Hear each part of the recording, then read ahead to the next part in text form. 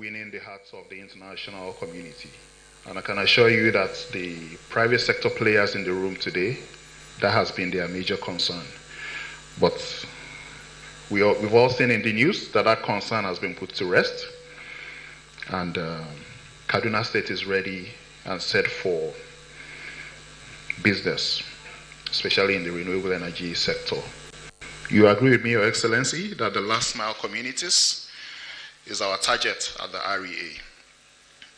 And the security concerns that will naturally be a problem has now been eliminated successfully.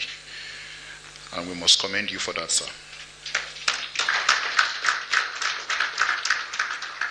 The theme for today is very deliberate, Your Excellency, from policy to impact. Because just like REA, the Kaduna State government do less talk and more action. And it's been like that since your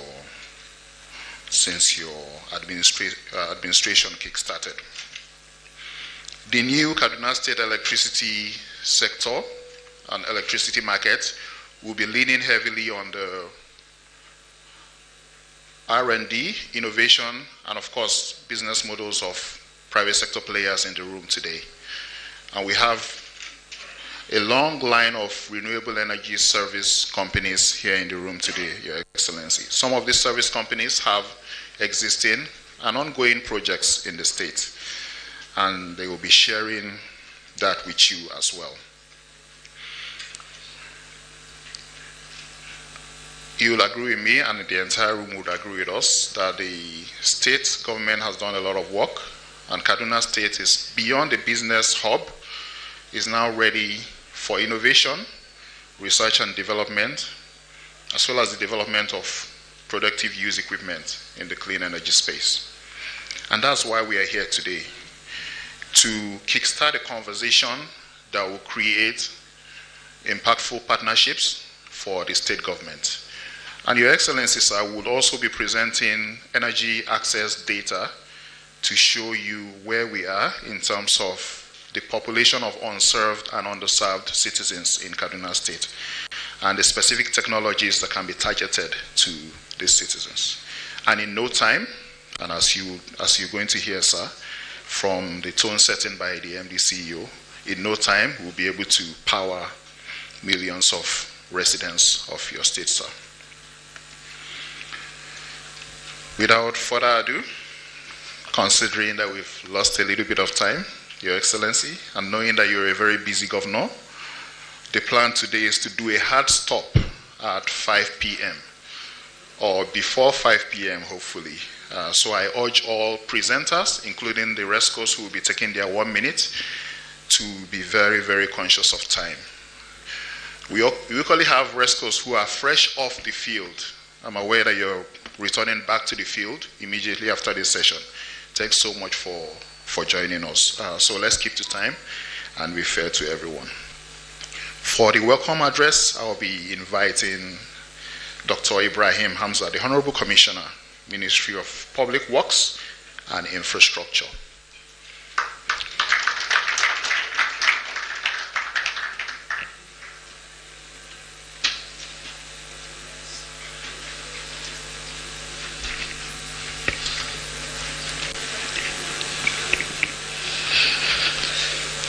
Your Excellency, the Executive Governor of Kaduna State, Senator Dr. Obasani, the Managing Director of the Rural Electrification Agency, REA, and your distinguished delegation,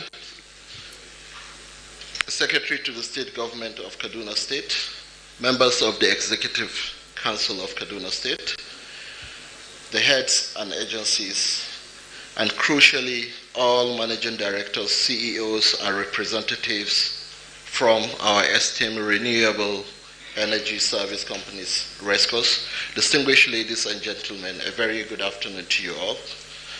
It is a distinct honor to welcome you all to this critical Kaduna State by State Renewable Energy Roundtable. On behalf of the Kaduna State Government, we extend our sincere gratitude to the Rural Electrification Agency for this timely and essential collaboration. Welcome to Kaduna State, the home of vast opportunity, the most recently declared safest state in the northern part of Kaduna State of Nigeria. Ladies and gentlemen, today's gathering is not just a talk shop. It is a strategic intervention focused on a single urgent mission: accelerating energy access for the unserved and underserved communities in Kaduna State. We have moved past rhetorics. We are here for tangible, deployable solutions. To our partners from REA, thank you for bringing this mechanism to the subnational level. To our RESCO representatives, you are the engine room of this transition. We believe the technical and financial opportunities to be shared today will illuminate pathways for your immediate investment in our state. We urge you to engage deeply as the hard questions and leave this room with concrete plans for partnership. We look forward to aligning our collective developmental priorities and fostering the strategic alliances that will define the future of energy access in Kaduna State. I thank you all for your presence and commitment to this vital cause. Ladies and gentlemen, once again, please join me in welcoming His Excellency, the Executive Governor of Kaduna State, Senator Dr. Obasani, CON. Thank you very much.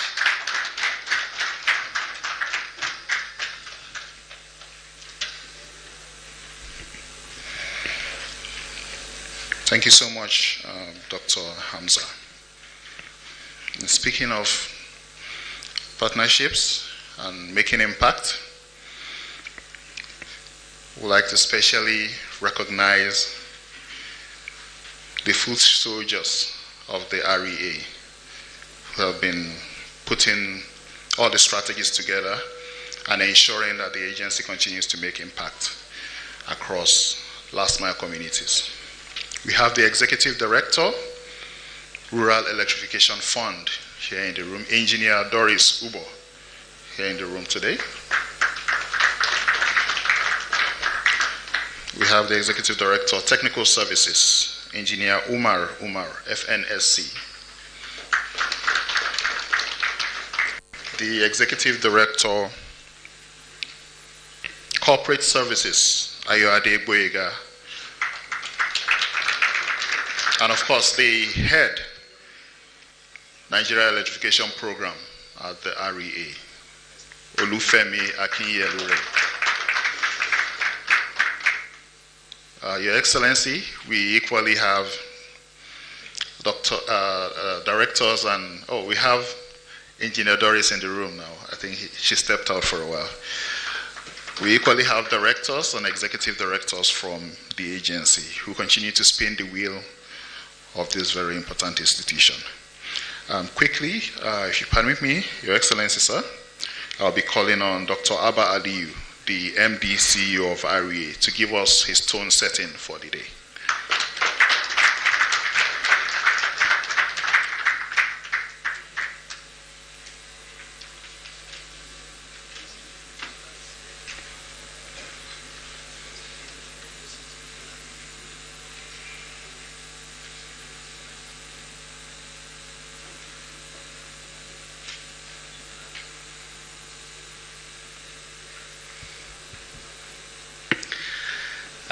Your Excellency, my brother,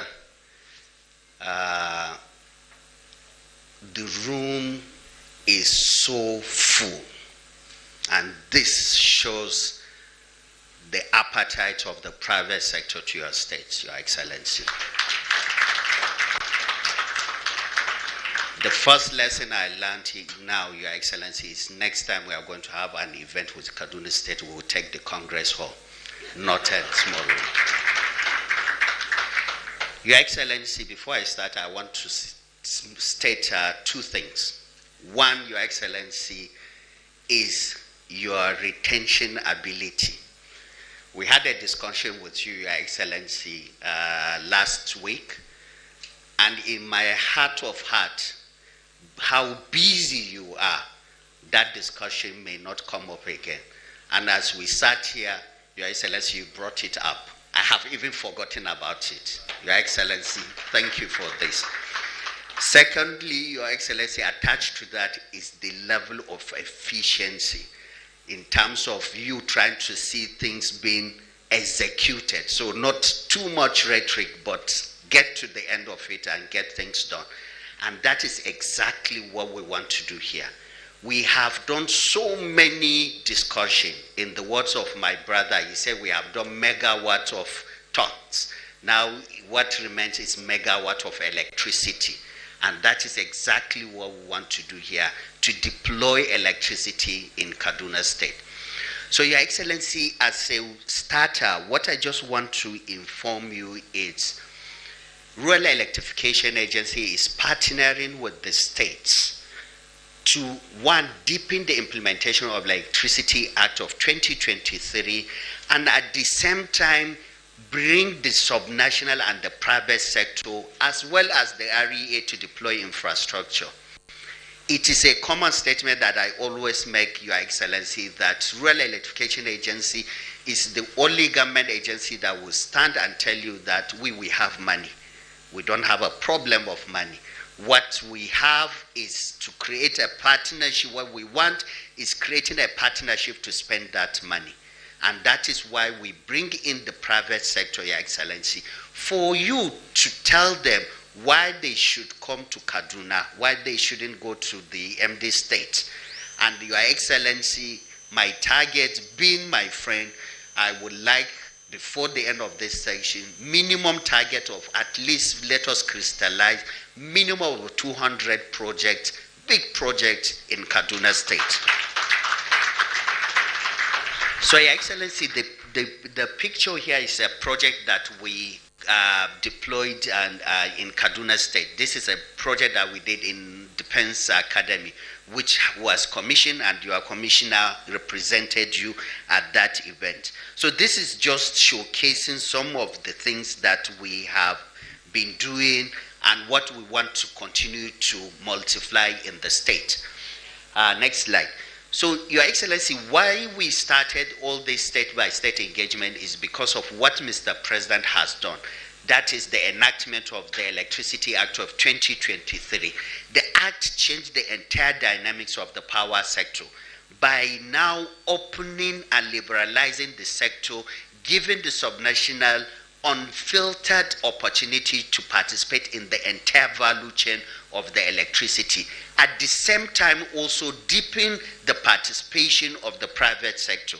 So that is why we now said that from when it comes to electricity access, let us now chart a roadmap and guide the private sector as well as the subnational towards deployment of the infrastructure to address the act.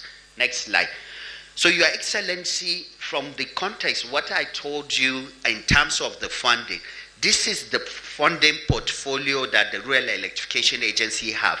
Currently, we have 1.1 billion US dollars that we are implementing. In fact, to show you the quantum of it, which I normally said, is one project alone, Your Excellency, has 750 million US dollars. And this is credit to Mr. President. This is the biggest publicly funded renewable energy in the entire world. And our target is to deploy 1,350 mini grids across the country and electrify 17.5 million. And Your Excellency, I know how convincing you are. I won't mind if the entire money goes to Kaduna State because of, the discussion that we have been having with you. But apart from what we have, Your Excellency, we also have a funding pipeline of 1.7 billion. And this is also funding that we are continuously working to crystallize to make sure that we have what it takes to address the electricity access challenge. And we are implementing different projects. Some of them is just partnership between the state and the private sector. Some of them partnership between the REA and the state, which we call them the State Matching Fund. And some of them are even grants that we go and deploy without any partnership. So these are all the projects that we are currently implementing, 12 of them. Next slide. And in terms of sustainability, Your Excellency, in this presentation, we would highlight to you what we put in place to ensure that all the projects that we deploy are sustainable. So it's not just that when the battery comes to the end of its life cycle, the infrastructure will cease to operate. No, we have a framework that continuously ensures the sustainability. And Your Excellency, the also key thing is what we are also crystallizing, that is the renewable energy service company. We have here a portfolio of private companies that have developed technical ability of deploying infrastructure projects and also have acquired experience in crystallizing debt and equity financing to the tune of over 3 billion based on the previous project that we have. So these are the people that we are nurturing, and these are the people that we want them to all relocate their headquarters from wherever they are to Kaduna State. Next slide. Yes, we should clap to that because we should. So, and Your Excellency, another thing also that we want to highlight, which the state can crystallize, and in the presentation we will highlight, is the huge opportunity of creating job opportunities in the renewable space. So as we are spending 1.1 billion, that money would definitely crystallize more job opportunities.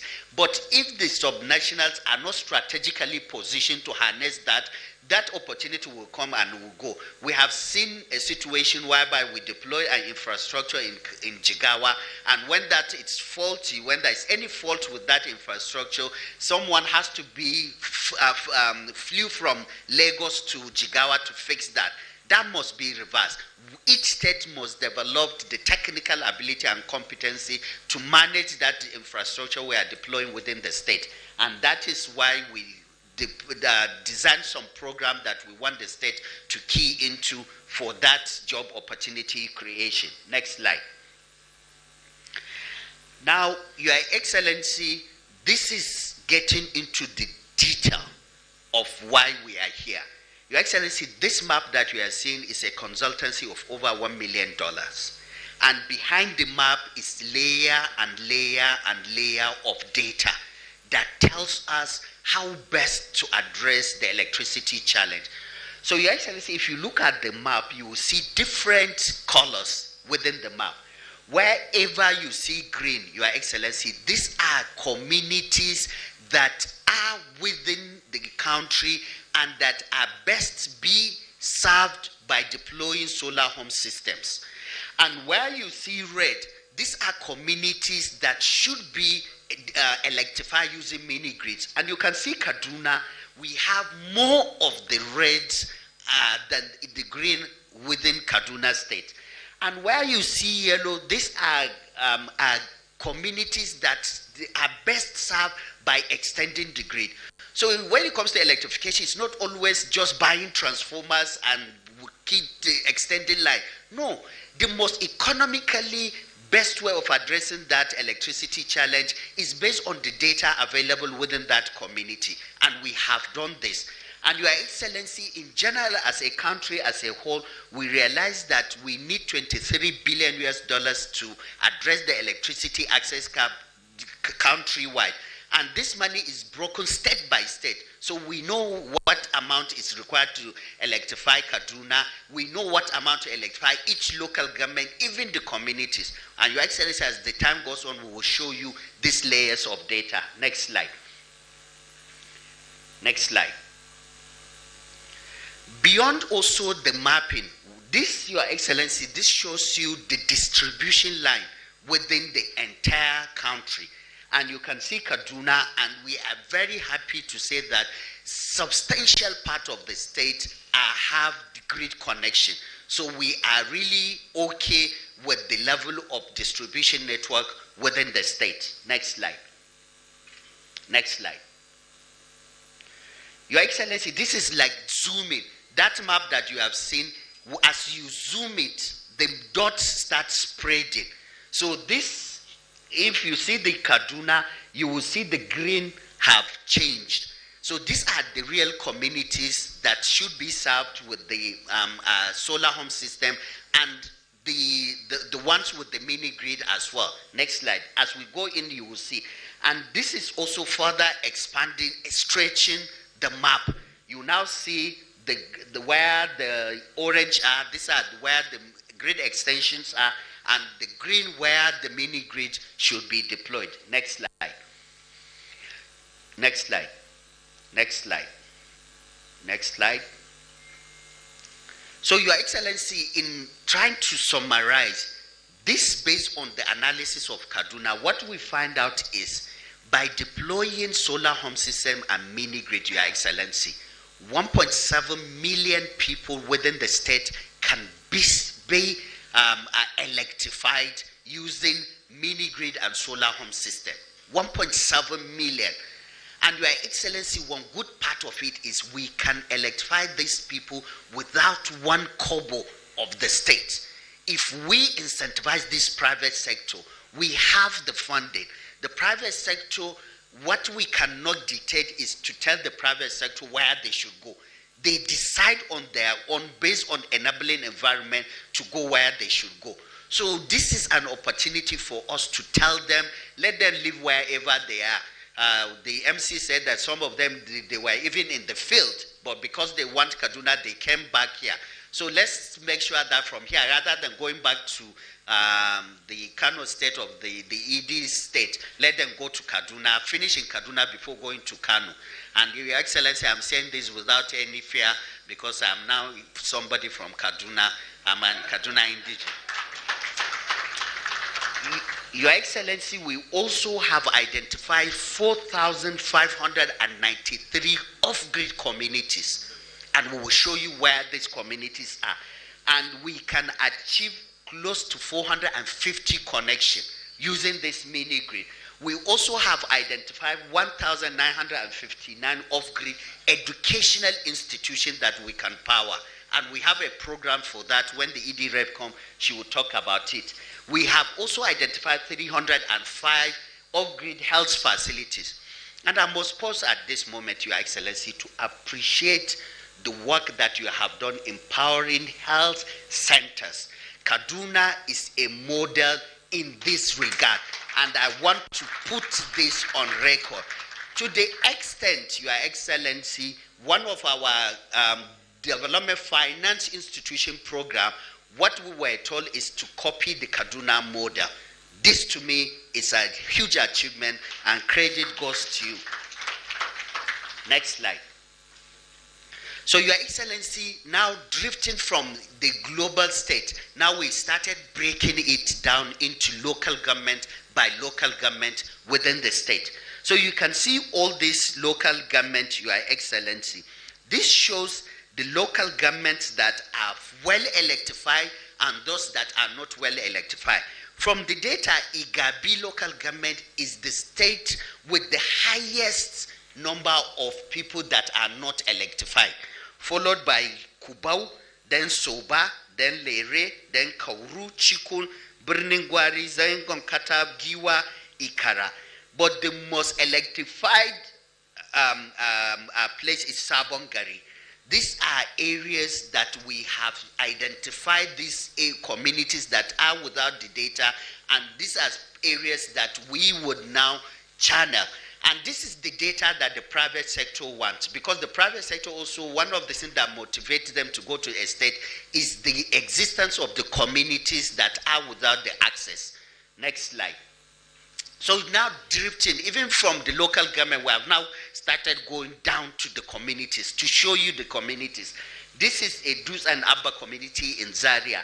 You can see the community. Wherever you see purple color, these are small houses. Where you see the blue color, these are large buildings. And we identified so many data metrics, Your Excellency. We identify the total number of houses within the community. We identify the nature of the occupation of the people within the community. We also have data to say if there's any security incident within the community, we know. We also have the what type of security nature. So these are things that we present and the private sector leverage on. Someone can easily take this to say that, oh, I want this community, and write to us, and we give him the grant, and he will go and power it. Your Excellency, this data, we can continue to zoom it down. We can show you the house of the commissioner if we want, but for now, we will keep quiet. Next slide. This is another community, Your Excellency, in Cubao that is very rich with so many buildings that the private sector can easily would take this with all the parameters that are there, the nature of the mini-grid that can be served. Next slide. This is also in Zango and Katap, narrowing it down. Next slide. We have all the 4,500 communities. We have their data, and this is something that we will hand over to the state at the right time. Next slide. This is also in Igabi, local government. Next slide. Your Excellency, apart from identifying all the states and their nuances, we determined that if we are now to electrify all these 1.7 million people, electrify all these 4,500 communities, what are the economic changes that they can catalyze within the state? Your Excellency, this can incentivize an investment of 1.6 billion US dollars into the state, be it debt, equity, or grant, to address this challenge. And at the same time, it can boost the GDP by 36 billion and create over 380,000 job opportunities within the state. And this is what, Your Excellency, we want to partner with to make sure that we address this access challenge and key into the sustained agenda of Your Excellency to make sure that we catalyze economic activities within the state. Our prayer, Your Excellency, is to make sure that we incentivize this private sector for them to offtake all these communities, come and take the grants from REA, and make Kaduna a construction center of renewable infrastructure in Nigeria. Thank you, Your Excellency.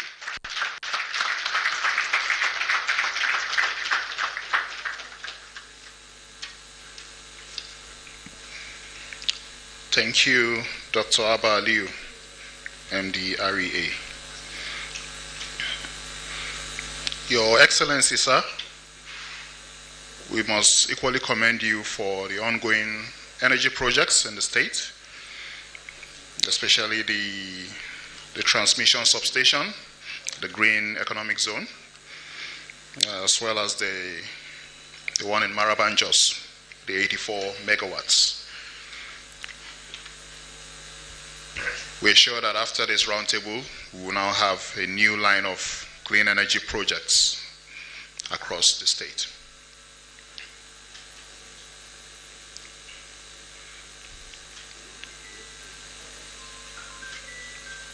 We believe there's a little review on the agenda. Can that be communicated?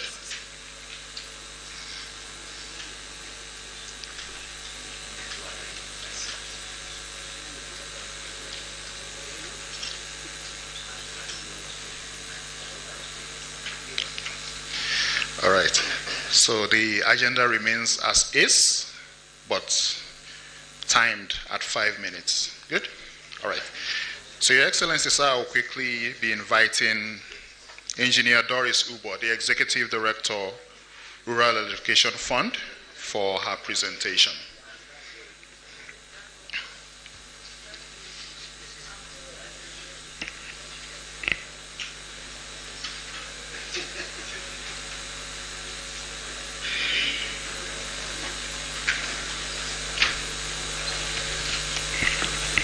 Your Excellency, the Executive Governor of Kaduna State, my MD, Capacity MD of REA, permit me to stand on already established protocol. Before I start, I would like to use 10 seconds, Your Excellency, to seek for protection from you, from my fellow EDs.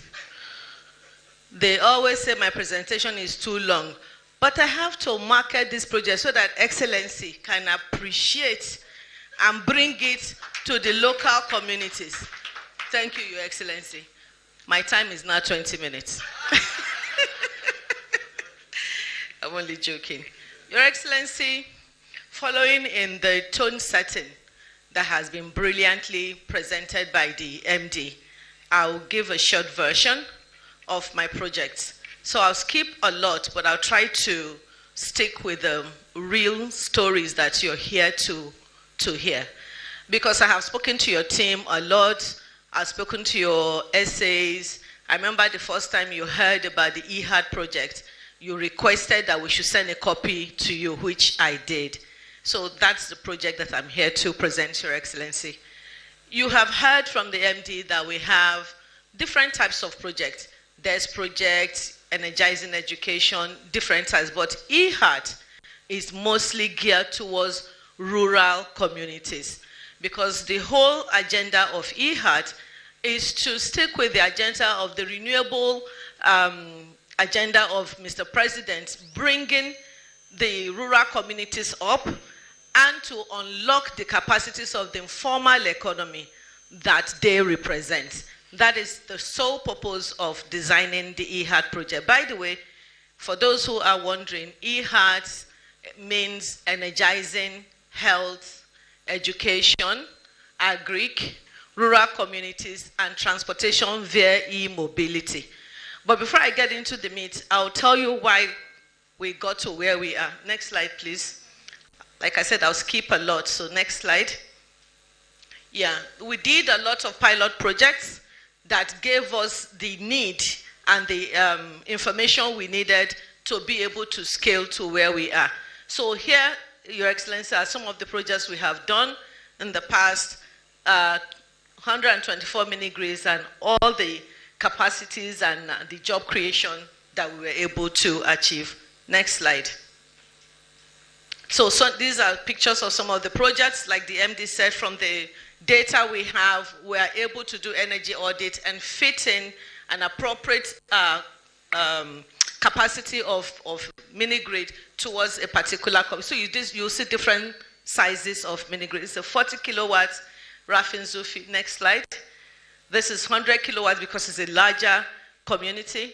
Next slide. Same thing here in Bende local government in Abia. This is a mini-grid, by the way, because it's not every community that is unserved. Some are actually underserved. And with a community like this that has presence of distribution network and presence of disco, the best way to serve them is to do an interconnected mini-grid. And this project was sponsored by the German government. The 19 mini-grids of this nature. This is 395 kilowatts. Next slide. Same thing here. This project has even grown to 1.5 megawatts today. Next slide. Next slide. Projects that we have from REF in Kaduna that is ongoing right now.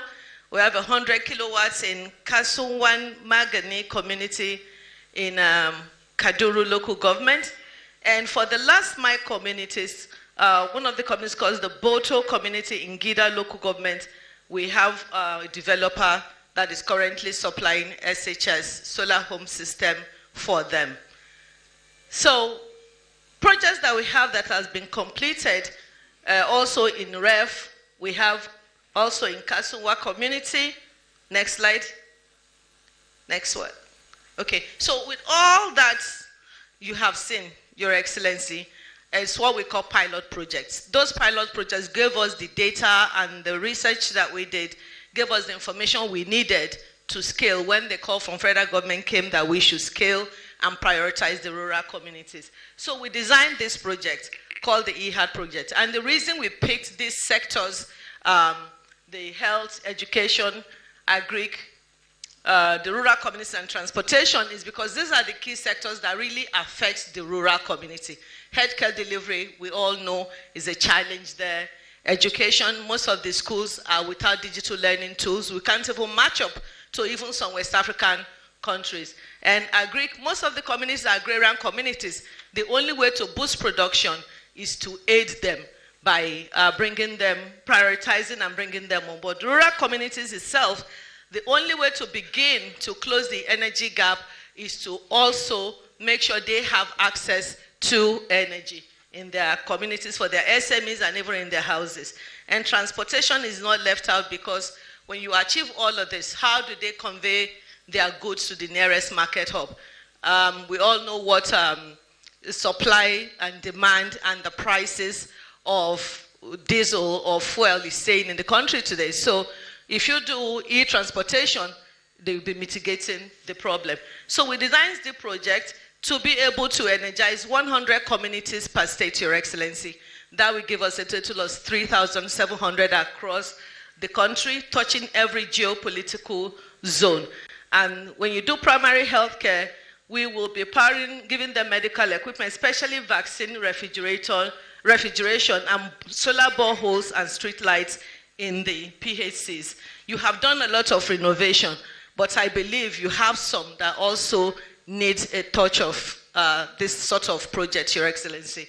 Education-wise, like I said, there's going to be digital learning tools and e-learning, both for the students and for upgrading the knowledge of the teachers.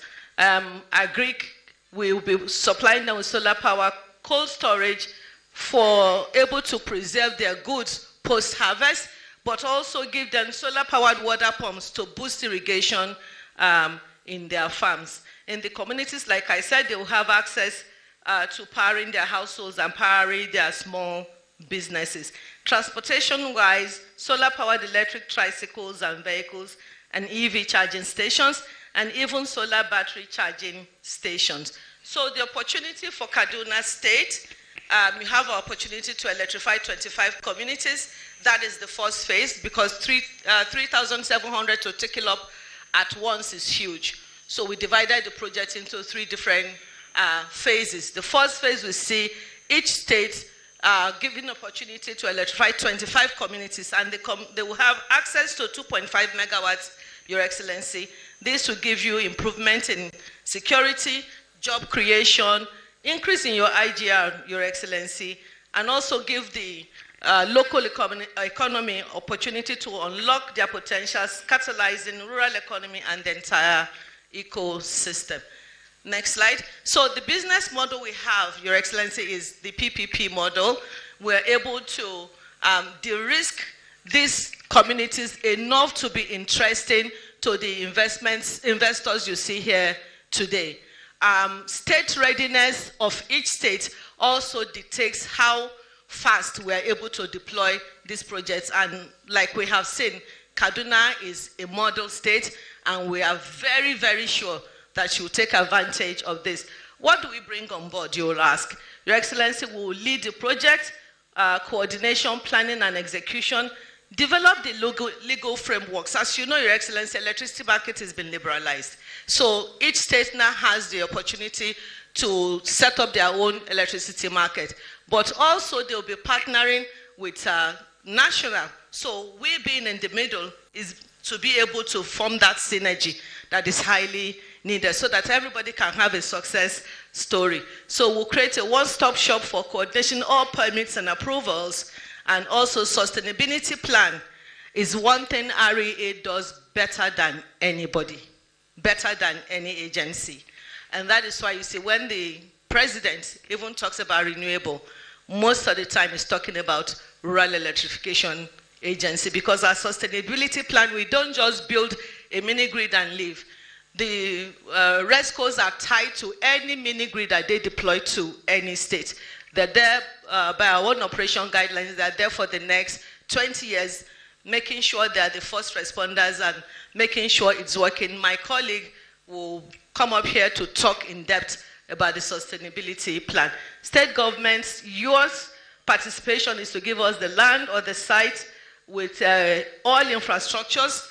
If there's any renovation or retrofitting to be done in any school or primary health care center in a benefiting community, you guys will do that for us. Give us the logistics, community engagement, and of course, security.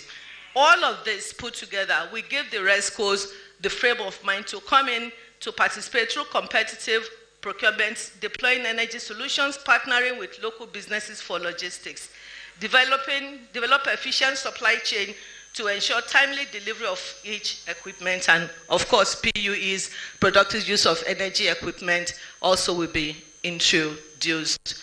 Next slide. This is the financial model that we are following. It's a blended financing, and as you can see, Your Excellency, REA is so generous with its grants because it is part of our plan to de-risk every community, especially the rural ones, and make it interesting and make it viable, economically viable, commercially viable for investors to bring in their funds. That is why we give 60% grant, while the states will contribute 30%, and the investors themselves will come in with 10% because they will be there for long term to manage the project. Next slide. So what do we plan to achieve? This is what we plan to achieve, Your Excellency. This is our target. Like I said, 3,700 communities. Total generation for this project is 370 megawatts of clean energy, Your Excellency. Community to be impacted is 3,007. Direct impact on Nigerians is over 7.4 million Nigerians. And indirect, meaning through job creation, new SMEs coming on board, is over 43 million Nigerians. And carbon reduction is over 1.5 million. Your Excellency, the carbon credit from this alone is over $30 to $40 million. So you can understand the kind of project we're talking about. Next slide. So what does each community that benefits get? Under health, like I said, they will get better healthcare delivery. They will have a vaccine cooling refrigeration to extend the shelf life of their vaccine. Education is there. Agric is not left out. Rural communities, electrification for every household and SMEs. Transportation, e-mobility, no more worries about whether you have fuel or fuel prices are going up or coming down.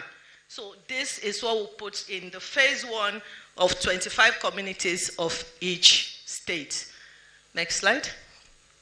So like the MD was saying, we have done a lot of research. Anything we stand up here to tell you is backed up by data, backed up by crucial research that has been done and concluded.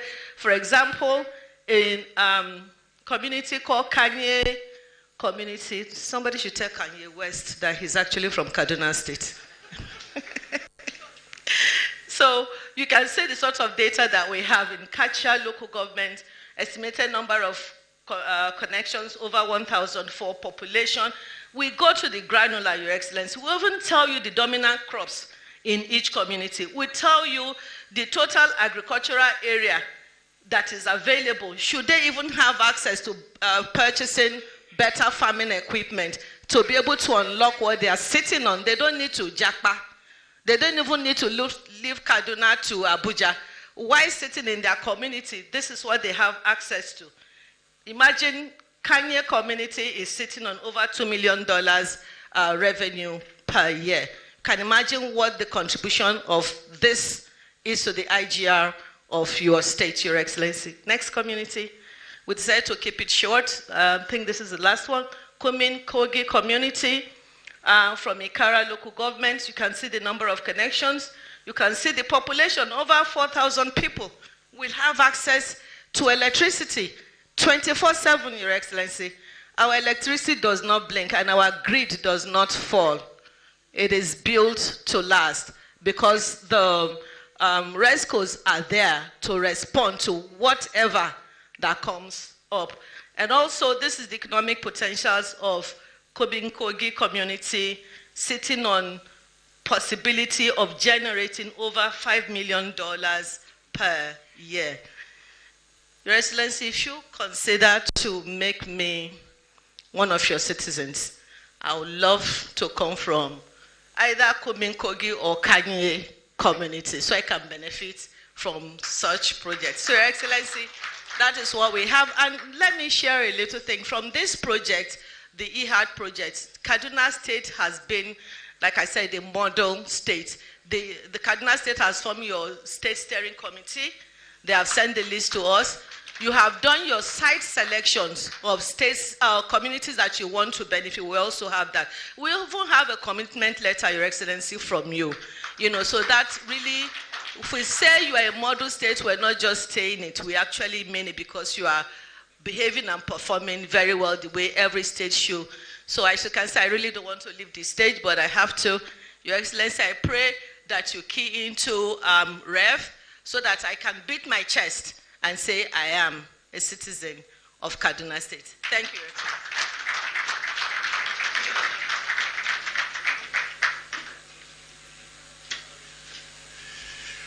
Thank you, Engineer Doris Ubo, for that very enlightening presentation.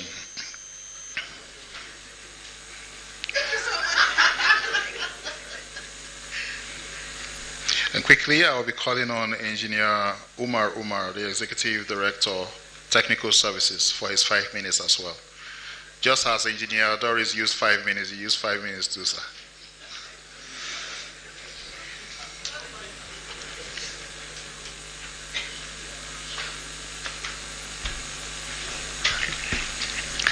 Your Excellency, the Executive Governor of Kaduna State, members of the Kaduna State Executive Council here present, my elder brother MDRA, my colleagues, EDs, ladies and gentlemen, please permit me to stand on the existing protocol. Your Excellency, before I go through my short presentation, it's just about 5 or 6 slides, so I'll be on time in 5 minutes. Your Excellency, I'll just begin with a quick disclaimer. In the MD's remarks, he said doing mini grids in Kaduna, there is now an indigene. Mine is in Kano, but Your Excellency, he doesn't know that you've already made me an indigene of Kaduna almost about 2 years ago. So I'm in Kaduna already, I've been enjoying Kaduna. So in fact, Your Excellency, what I want you to do, you should not even permit new entries, please. We don't want our enjoyment to reduce. So please, we don't want any REA management joining Kaduna State. Yeah. We'll begin with the first slide. Your Excellency, I head the Technical Services Directorate. Your Excellency, you yourself being a Senator of the Federal Republic of Nigeria, you're already familiar with the projects done under the capital by the Rural Electrification Agency. We've deployed a lot of projects. Since we came in as a management, our first task was completing the 2023 budget, then moving to 2024 and 2025. And the good news is for the 2023, we implemented it to almost about 100%. For the 2024, we've done almost about 80%, and we've gone far as well in deploying the capital budget for the 2025. The type of projects we do, grid extension projects, we've done some mini grids, productive use of equipment, and solar home systems. Okay. And Your Excellency, under the 2025, we have 2 new special programs that we're implementing. Part of them is the National Public Sector Solarization Intervention, under which we are solarizing about 26 public institutions, including the National Hospital, including institutions like the DSS, EFCC, ICPC, some colleges of education, and some federal medical centers. And Your Excellency, to just see how audacious we are when we are doing our projects, imagine we do a mini grid at the DSS and there happens to be any problem. I'm sure they will just send an invitation for the MD. Probably will not see him again for the next couple of days. And especially the fact that the MD is not an engineer, so I don't know how he'll get himself out of that. Maybe it's easier if they should detain me, at least the MD will bail me. But if they detain the MD, maybe we'll have to go to His Excellency so that he'll bail our MD. So, Your Excellency, we are going to deploy a total amount of 40 megawatts to solarize these 26 institutions. And also we have the Renewed Hope Intervention Fund, under which we are going to solarize 8 legacy universities. And these universities include University of Nigeria, Nsukka, Obafemi Awolowo University, University of Lagos, University of Ibadan, Ahmadu Bello University, University of Taraba, Federal University, Dutse, and Federal University, Benin. About 8 of them, Your Excellency. And the scope of this project is construction of solar power plant, rehabilitation of the distribution network, we'll do street lighting, metering, and SCADA. And in the course of our preparation for this project, Your Excellency, we went and did energy audit on all these institutions. And what we found in a lot of times, Your Excellency, was very interesting. There are times whereby, let's take National Hospital, for instance, they spend about 120 million naira monthly just as their electricity bill, which they found to be too high for them. They couldn't afford to keep paying that way. And this is minus about 50,000 liters of diesel that they consume every month. And in fact, when we're doing some other audits in some agencies around the country, we would usually ask, there's a key question we usually ask: what are the number of outages you have in these agencies? And we even get answers as bad as unlimited. They don't even know the number of outages they have in a day. So, Your Excellency, this project is a very important project. And even looking at the universities under Renewed Hope, these are legacy universities, of which Ahmadu Bello University in Kaduna happens to be one of them as well. So I wouldn't take much time. Next slide. Your Excellency, apart from that, we've done other type of projects. These are just images of projects we've implemented over the years. Some grid extension. These are all in Kaduna State, by the way. We've given some farmers solar-powered irrigation pumps. We've done some mini-grids and some grid extension projects. Next slide. Your Excellency, under the technical standards, one thing we also do is we are the custodians of the technical standards. So when you see projects that are implemented under the capital or under the REF or under the NEP, you would see it's the same standard. It's due to the fact that we ensure all projects are done in the same standard. And we just updated our standards. We launched this about 2 weeks ago. And these are just the different criteria of standards we have. You can see we have some interconnection standards, anti-islanding, which talks about just control and detection of faults for interconnection. Also some voltage and frequency syncing to ensure, since we're having different input from the grid and from the mini grids, to make sure they have the same voltage, the same frequency. And also for generation systems, we also have standards for PV models, generation of power from PV models, for instance. We used to have a threshold of about 1 megawatts, which we've reviewed. We've increased that. We also have other standards for wind and small hydro and other technologies. Even for storage, Your Excellency, batteries have changed over the years from lead acid to lithium ion and now to even more advanced batteries. We've also updated the standards. Also for EVs and e-mobility, we have standards for charging points. For smart meters, we have commercial meters, smart meters, and boundary meters for interconnection. We have standards for that as well, and for safety and security. Next slide. Your Excellency, I wouldn't go deep into this because I think there's a presenter that is going to talk about opportunities for renewable energy in Kaduna State. But just going over this, there's a lot of potential for solar. The irradiance rate in Kaduna is very high. The peak sun hours are about 6 to 7 hours in a day, which is very good for solar panels and solar mini grids. Also for wind, Kaduna has some areas that have wind speeds as high as 6.4 meter per second. The ideal amount of wind speed for deployment of wind solar is about 7 meter per second, and they have 6.41, so we can collaborate with them and look at potentialities in some parts of Kaduna towards deploying wind energy. Kaduna has some waterways as well. Small hydro can be developed. Next slide. Your Excellency, these are just minerals that Kaduna has a lot of reserves of them. Just looking at some of them, lithium and graphite, these are minerals that are used for the production of batteries, cathodes, and anodes. All other minerals are also very important. We have copper. Most conductors and wires are made from copper. Even transformers, part of our specifications for our transformers is those with copper-to-copper winding, for instance. So Kaduna has reserves of copper. So all these minerals are important minerals that are used to make renewable components. Next slide. The last slide, Your Excellency, no, the one before. This is the last slide, that's what I meant. We can go into joint project development with Kaduna State. For instance, we are developing a 620 kilowatts small hydro with Gombe State at Balanga and Unido. So it's something we can also explore with Kaduna State. We can also share and align our technical standards also with Kaduna State government, and we can also do a lot on capacity building. Hope I was able to stick to 5 minutes. So thank you very much, ladies and gentlemen.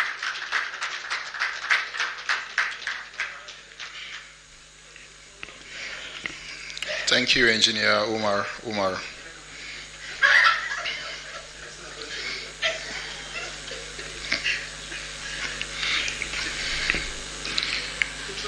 Your Excellency, sir, just to take us a little bit deep into the ongoing implementation of the DARES program under the Nigerian Electrification Program. I'll be inviting Olufemi Akinyelure, the head Nigerian Electrification Program, for his presentation.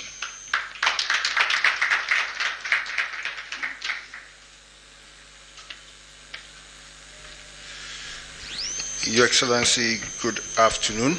Ladies and gentlemen, I will skip the protocols and delve straight into it. So, Your Excellency, you've heard a lot today about the various projects that the REA implements.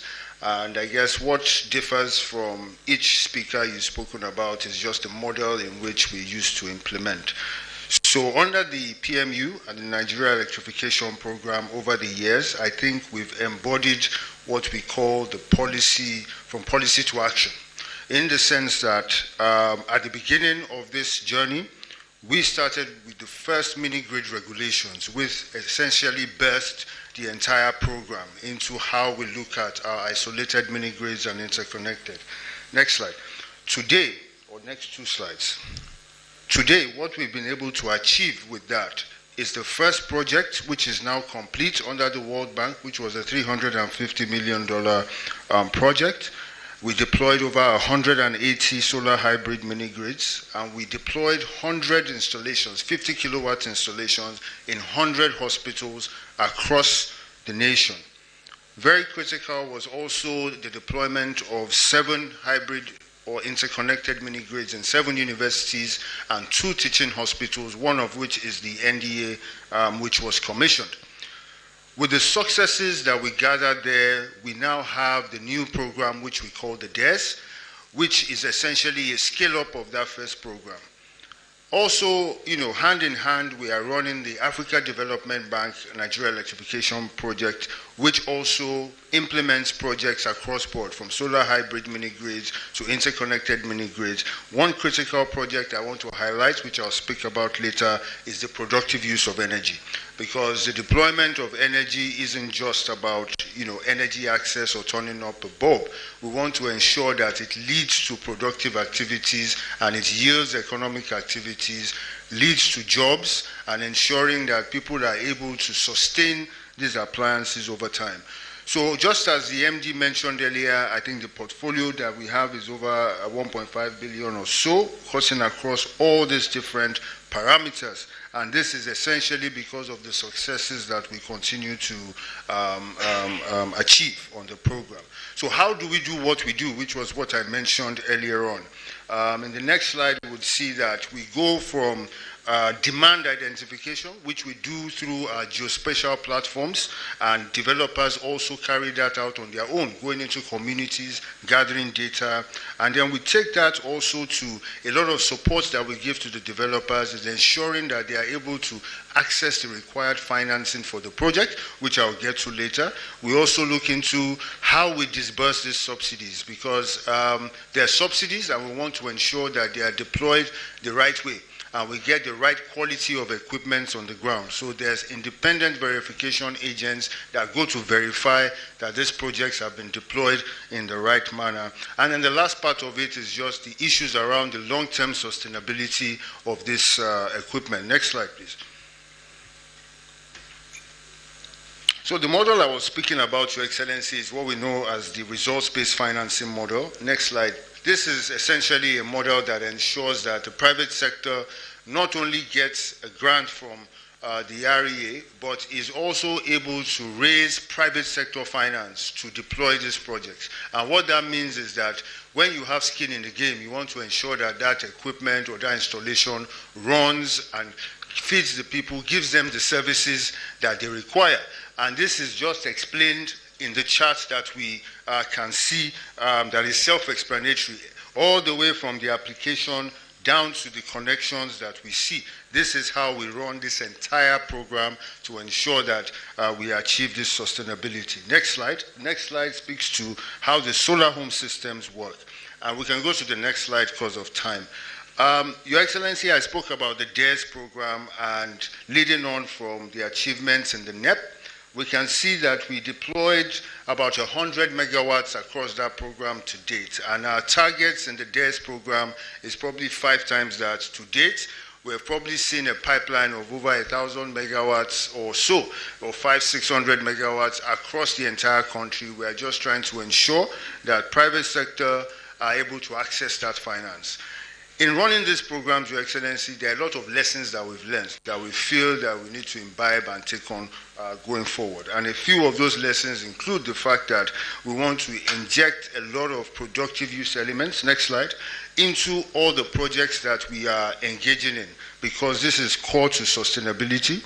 We also want to ensure that we're able to raise cheap local currency finance. Your Excellency, you are aware of how expensive it's been to raise local currency finance. And there's always a mismatch if you are raising funds in foreign currency. There's always that risk of currency. One key area as well, which the MD has been driving, last week we had the NRIF, is ensuring that we promote localization. And pleased to mention, based off of the support of the REA and all these programs, Nigeria has exported its first set of panels outside Nigeria. And these are the wins that we want to continue to expand to gain sustainability that we want to achieve. Next slide, please. So across these components, Your Excellency, the most critical part of this slide is the state collaboration, and it's tied to why we are here today. Based off of the new Electricity Act that has given the states more powers over the electricity market, we thought it was important to ensure that every state has equal opportunity in terms of capacity. Not all the states have the same amount of capacity. So we created a component here that allows us to collaborate directly with you, Your Excellency, and I'm sure following this meeting, your team would be getting the list of criteria that we have to qualify Kaduna State under this program. Once that qualification is done and you meet those certain criteria, there's some amount of money that is allocated towards installation of power systems, standalone power systems in public utilities within the state. And we can get into this later as well. Next slide, please. So in terms of the concept of the RESCO, which are the Renewable Energy Service Companies, Your Excellency, I won't bore you so much, but the entire concept of this is just the area of sustainability. We know the critical difference between an EPC company and an energy service company. An EPC company just wants to deploy a project and leave, while an energy service company is a mini utility, essentially, that vends and ensures that that entire value chain runs over time. And this is what we are trying to promote. Next slide, please. Critically, what are the barriers to, collaboration with the subnationals and areas that we want to emphasize? Your Excellency, regulatory barriers and licenses. You would agree with me that based off of this new Electricity Act, if we suddenly have 36 mini-grid regulations, noting that I said at the beginning that this mini-grid regulations is what has birthed where we are and all the progress we've made. Imagine if the 36 states had 36 different regulations all of a sudden, then we lose all that momentum. So it's important that we collaborate and we align and we synergize so that this doesn't become an issue for us. The other area is access to land, Your Excellency. The subnationals are the closest to the people on the ground. We have a number of projects. Particularly, I'll mention the interconnected mini-grids. These interconnected mini-grids is essentially the bridge that we see between the off-grid and the grid, focusing on reliability at the feeder level. And we have a lot of times issues around access to land, which we want to bring to the fore, Your Excellency, because we have a particular project in Kaduna State, which I'll mention the details, three sites that I'll mention later on that will be coming back to you for that land allocation to ensure the success of that project. Next slide. Well, before I go, previous slide, I think based off of the relationship with the communities as well, advocacy and sensitization is also very key. When communities often have these deployments from governments, we know the culture is you think it's free. But I always want to mention every time that it's important that no matter how small, these communities understand that they need to pay something to ensure that this is sustainable. Anything that comes for free like that is not sustainable. So it's important that I emphasize that point. Next slide, please. The next few slides, Your Excellency, just shows a few of the projects that have been deployed from our isolated mini-grids in Makami, Matari, Chikaji, Gwari, Hausa, and also installation in your health facilities in Gwantu General Hospital. This facility is powering that hospital. I think there's an issue there. I think it's powering the entire hospital, and that is working currently. The installation at NDA is also technically and commercially commissioned and has been working for about 6 months, I'll say now. The next few slides shows pictures of this installation. And the critical thing to mention about the energizing education is that it's not just the deployment of the systems. We also develop a world-class training center to ensure that the universities and those who will be using the facility are able to improve expertise and build on capacities to sustain these projects. We also have a distribution network with street lights, also ensuring that we train 20 STEM students in the university from soil testing all the way to the commissioning of the project. So 20 students had been trained in NDA, and even post-commissioning, we are picking another 100 students to train them to ensure that we have the right capacity to build on sustainability. So as I close, Your Excellency, I would like to emphasize those communities that I spoke about is in Trapco, Ambosa, and Makafi, and a combined capacity of about 9.5 megawatts peak for reliability in those communities. And to conclude, Your Excellency, just based off of your principles, is to say, judging from one of your quotes, to say that security is not only about arms, it's about livelihoods. When people have jobs and light, they have hope, right? So I'm close to say that energy access is quietly one of your best tools for peace. Lighting villages, powering small farms, creating productive activity at night reduces vulnerability and strengthens community stability. And I think this is one of the most powerful tools that we can use to sustain the peace that you have achieved in your state, Your Excellency. With these few points of mine, Your Excellency, I think my approval of indigenship should be approved. God bless you.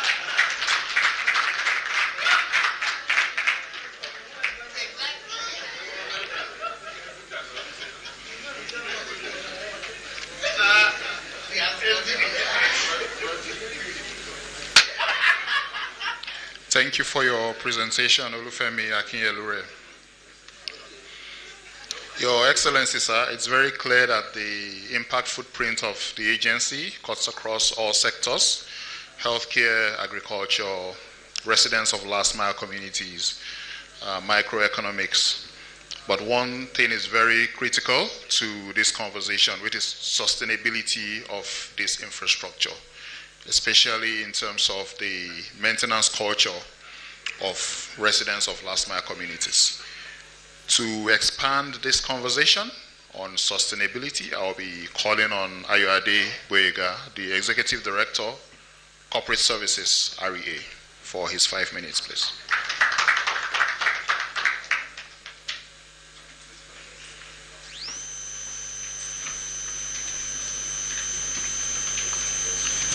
Your Excellency, the Executive Governor of Kaduna State, the MD, distinguished ladies and gentlemen, please permit me to stand on already established protocol.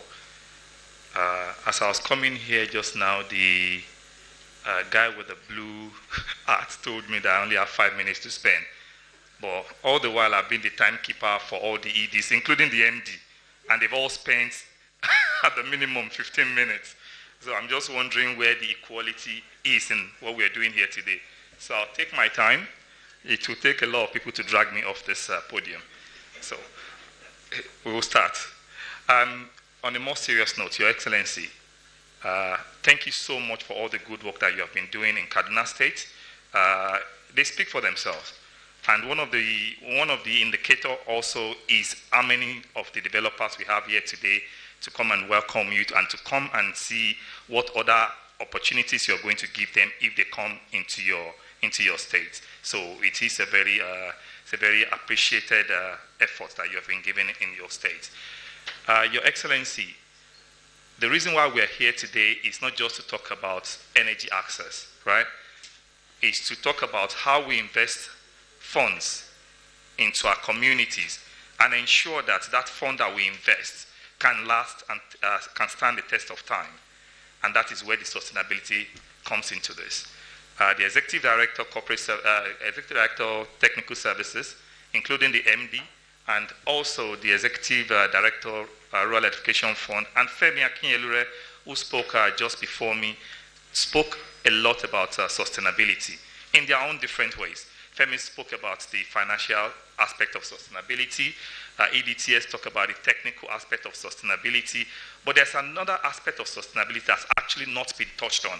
I know the MD touched on it really briefly earlier, where he said we have a framework at REA that we have designed to ensure that any of our infrastructure that we implemented in any of the communities is able to stand the test of time. That is the aspect that I'm here to actually speak about. Next slide, please.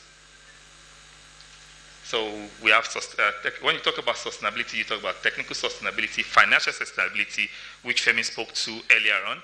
You have the social sustainability and environmental sustainability. For me, the REUCS, which is the Renewable Energy Users Cooperative Society, kind of tackles sustainability end to end. It takes care of the technical sustainability, ensuring that the infrastructure produced is fit for purpose.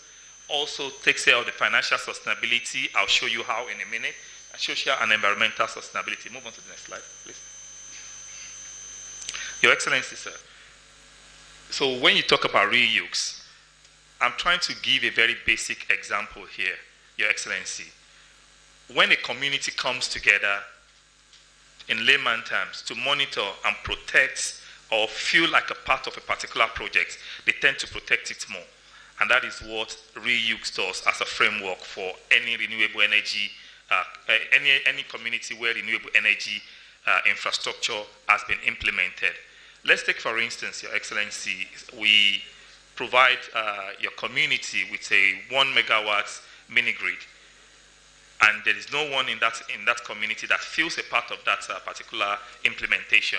What then happens is that people don't care about the infrastructure. One of the two main causes of, one of the two main issues that we have with energy in this country is either energy is stolen by people who bypass meters, or infrastructure is vandalized on its own. So because we have set up REUCS, what REUCS does is that it gives back that responsibility to the community. So the community feels a part of the infrastructure that's been delivered to them.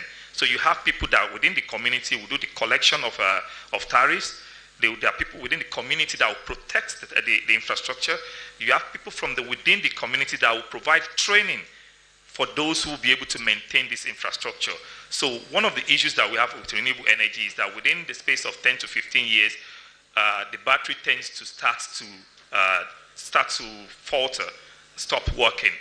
And then the issue within the community is, how do we replace these batteries? How do we ensure that these batteries continue to work? REUCS have provided a framework for that, to ensure that when you set up a renewable energy users cooperative society, this society collects, and then when it's time for O&M, they put that money back into replacing any of the missing parts in the infrastructure. The reason why this is very, very important to Kaduna State is because in Kaduna State you have deployed a lot of renewable energy infrastructure. And going forward with all the developers here, you'll be developing more and implementing more across all your communities. So it is time to start thinking of how do we ensure sustainability for all of this infrastructure that we are going to deliver, so that in the next 10, 15 years, we don't come back and be in the same room again and continue to talk about energizing communities that have already been energized previously. What we're doing here today, even though novel, because it's renewable energy, But providing infrastructure in Nigeria as a country is not something novel.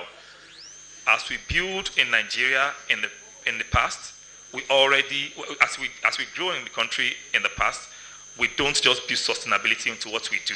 And that is why a lot of people will come up today and say, Nigeria, we do not have a culture of, you're not listening, a culture of maintenance. So for us, building that culture of maintenance is key. That is why REA ensures that for every project that we deliver, we look at it from end to end.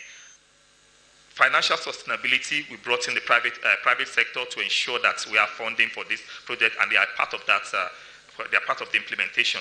For technical sustainability, we did standardization as ED Technical Services has spoken about, ensuring that all the equipments used have the best standards in the world.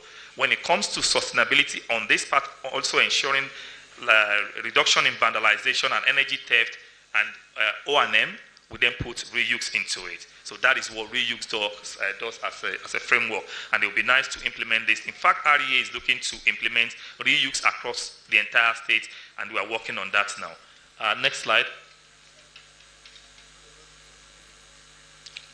The guys sleep. Next slide. The second aspect of sustainability, Your Excellency, is the one that is very important. The MD spoke about it earlier on, where he talked about, where we spoke about capacity development. It is very key.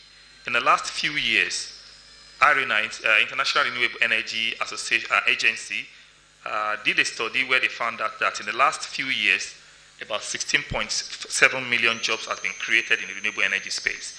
And China took about 7.4 million jobs.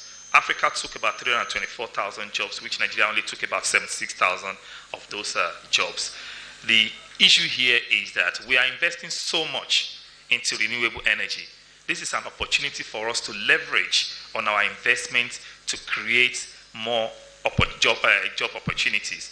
SMD mentioned something earlier on. He gave an example of if you create, or if you're doing a solar home system in Lagos, for instance, and then you're supplying it to Kaduna, if those solar home system happens to have a fault, because there are no people in Kaduna who has a requisite skill set to be able to repair, you would have to move your staff from Lagos to come to Kaduna to come and repair those solar home systems. I don't think it should continue to be this way. I think what we should do is to continue to develop or build capacity across the entire sector. We have a country where youth unemployment is astronomical. In order to reduce this youth unemployment, we should start to key into something like this. And RE has already started doing something about that. We have Next Gen Resco, where we're already training about 130 people in conjunction with NAP team and some other private sector. Femi came up here earlier on and spoke about how we're building STEM, where we're training 20 STEM students for every university where we build this infrastructure.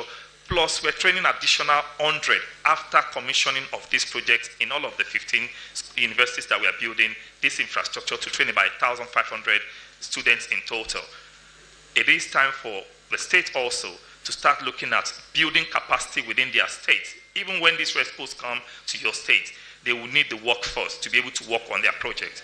Ayo Ademilua, the RIAN president, spoke at the NRIF last week, and he mentioned that we have about a skill gap for DES of about 50,000 required workers to work on the DES project and be able to deliver within the time frame that we're planning to deliver. We don't have that 50,000. Lagos State took the initiative, started training people in Lagos. I believe the Kaduna State can also take this initiative and start to build capacity, try to start to develop skill. You have installers, you have engineers who needs to be trained to be able to take up all these opportunities for job.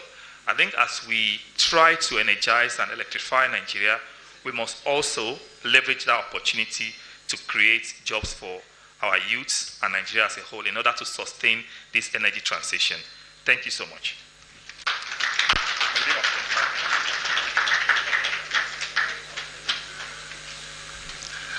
Thank you for that very enlightening presentation. EDCS.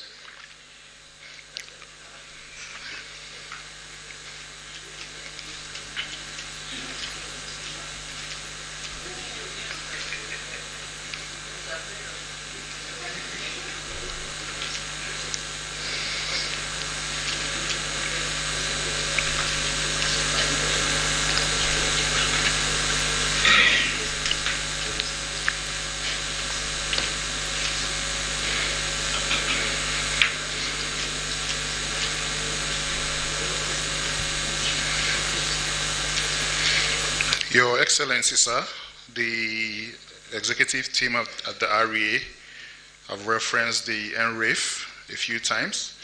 Just to let you know that that's the Nigeria Renewable Energy Innovation Forum we had last week, a 2-day forum, which was flagged off by His Excellency the Vice President. Well, the biggest forum of the year, so to say, in the sector.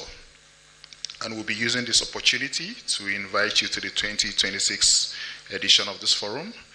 In January 2026, you'll be receiving a letter, Your Excellency.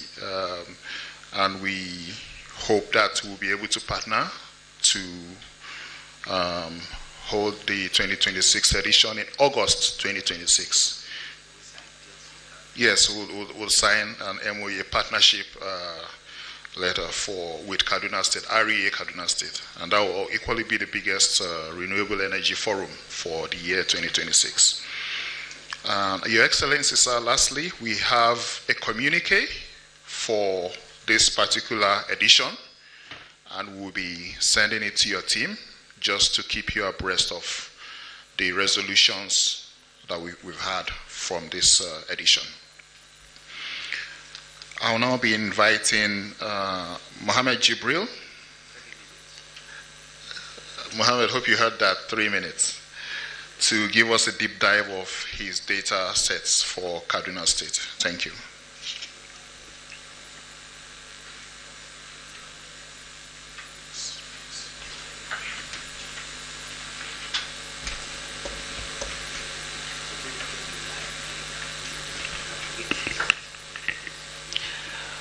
Good afternoon, Your Excellency, MD, distinguished guests. To save my 3 minutes, I would like to adopt the already established protocols of the day. I mean, it's usually difficult to come after the MD and the EDs and the head of NEP. In some light, they've done more than half of what I'm supposed to do here, so I would just try and dive into the demonstration. MD spoke about the efforts REA has put in place and the investments that we've put on data. We believe it's very key for us in terms of planning our intervention, in terms of knowing where interventions should go to. If you remember the map he showed where mini-grids are meant to go, where SHS are meant to go, all of these are efforts that we've put in understanding what the landscape looks like and where different technologies should go to different places. This is a presentation on how one of those tools called VIDA showcases the national outlook. If you can see the map of Nigeria with the dots, and then narrowing into each and every community. And today we have that specific focus on Kaduna. I'll also make an attempt to locate where the house of the Honorable Commissioner is. MD has already spoken, and I feel like I will make an attempt. And maybe we'll even do one better and go into Zaria City and see if there's a particular large building where His Excellency was probably born. It's a challenge that MD has put in place, and we'll try and do what we can. Your Excellency, if you look at the map here, you would see the map of Nigeria. It may be blurry from where you are, but these are pink and blue and dots that are showing where each and every community is. On the left, you would see some data sets starting from Lagos, showing about 2.6 million buildings, and down to the community with the lowest number of buildings. We have prioritized number of buildings because I think it's the most important data set amongst everything that the MD has spoken about. It's important to us because it shows the size of a community. Because you could imagine Lagos would probably have the most densely populated households in Nigeria. To the people behind us, the rescuers, that translates to the money that they'll get from us, because the head of the NEP spoke about connections and how we pay based on performance, and that performance means how many connections have you enabled. And that connection is usually determined by the number of buildings, because we assume that every building will probably have one connection, and that's why it's very important for the rescuers. And each time we come here to talk, the main interest, their keen interest is, Mohammed, can you give me information about that community with 2,000 households, because it's 2,000 times the grant that we give them per connection. We would not waste time and go into Kaduna.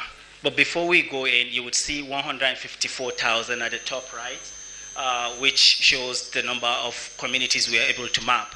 This includes communities like Kaduna and Zaria and Lagos, which may not be seen as off-grid because they are really connected and they have access. But we also have communities that are not connected, and we'll try and see how we can locate them. If you go on the filter that I'm trying to sort here, we can choose Kaduna State as one of the states in Nigeria. We'll see the long list of all the states. And if we apply the filter, it will reduce from 154,000 to 9,860. I think this is part of the top 5 states in Nigeria that has the largest number of communities, whether off-grid or on the grid. But we may not be interested in all of the communities here. So we can come down and say, where are the communities that are not having any distribution lines, which means there is no access in those communities. If we sort the filter, this 9,860 will reduce to about 4,692, which might either be off-grid communities or communities that are deserving of more reliable electricity. So communities that are ripe for interconnected mini-grids. And then we can say communities that in the night, when our satellite is looking at that community, it's dark. We also assume those communities are either without power or have inconsistent supply, because when your satellite is looking down and zooming down, it's looking for places that are illuminated. So communities like that would also mean no connection or no light. I'll just sort through and look at one of the communities. So if you look at Damau, for example, it would zoom into that community. It's a bit slow on this end, but yes, it would zoom into that community. And this is one of those screenshots that you've seen in the MD's presentation, just showcasing the data. But we'll be able to do more. As you zoom in, this purple and blue and green are all rooftops directly from the satellite, meaning we can deduce number of connections from them. But what's even more important is making sure that we separate a larger household from a smaller household to an average size household, because their consumption is usually different. We try to go granular, and I'm sorry if this is a bit too technical, but we try to make sure that the calculation that we do, the energy that is required for each and every community is calculated precisely. So a small household would probably just need 0.4 kilowatts. A larger household will probably need about 0.7. The big household probably need 1 kilowatt hour per day. And we put all of that and we come down to that left side, and it would tell you that this community would have a potential PV production of 1.7 megawatt hour. And then we can also see that where the connections would go to and what's the size and everything. So this is how granular it is. We also see that there is an educational institution here. This is supposed to be a school. This dot here is supposed to mean a school. We have that of hospitals. We have that of other institutions that would serve as anchor loads. Your Excellency, MD spoke about other important information. For example, this community here, for every successful RESCO, there is a particular amount that we give per connection. This community, because it's far away from the national grid, would fetch about $500 per connection. We have a range depending on where it is located and how difficult it is for the developers to go there. So the more difficult it is for us to push you to really remote areas where business may not seem attractive to you, the more subsidy we give to make you go there, because that is attractive to you. If you come closer to urban cities, in places close to Zaria or Soba, you would see that the subsidy reduces because you're not making too much effort into going into deep areas, and that's what we call last mile communities. Places where they may not really know about electricity, and you have to even convince them that they actually did it. So all of that effort is rewarded by the subsidy that we allocate to them.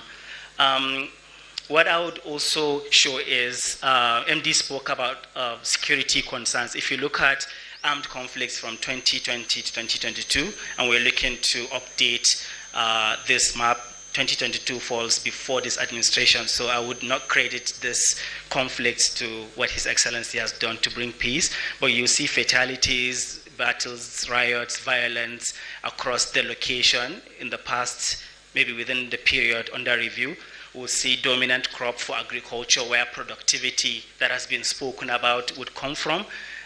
We would see where some accessibility data would also come from. Is there any main road access? Is there any Dogwa is the nearest regional hub from that community?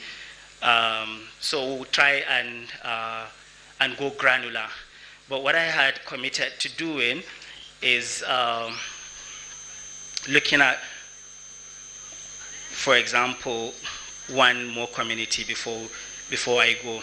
If you look at this is Soba community, and I'll try and see if that house would be visible anywhere. Because MD had committed to this, and I'll just make an attempt. I'll probably take just a minute or two to show this.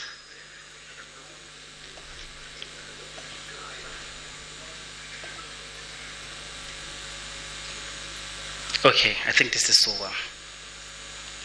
I've spoken to some key stakeholders in the commissioner's life, and they told me to look for a big building, but within small buildings. He's a politician who wants to stay close to people in small houses. So you would see a green building here. You would see a green L-shaped building here. It's taking a while to zoom.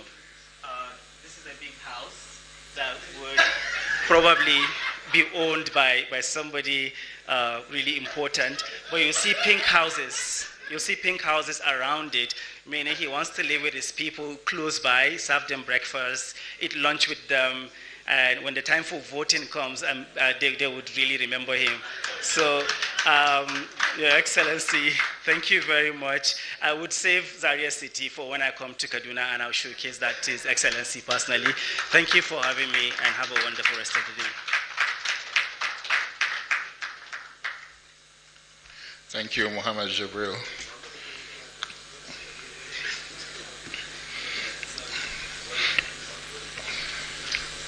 Your Excellency, sir, will be inviting Engineer Aminu Idris, the MD, Kaduna State Power Company. MD, I heard you have a video. Okay.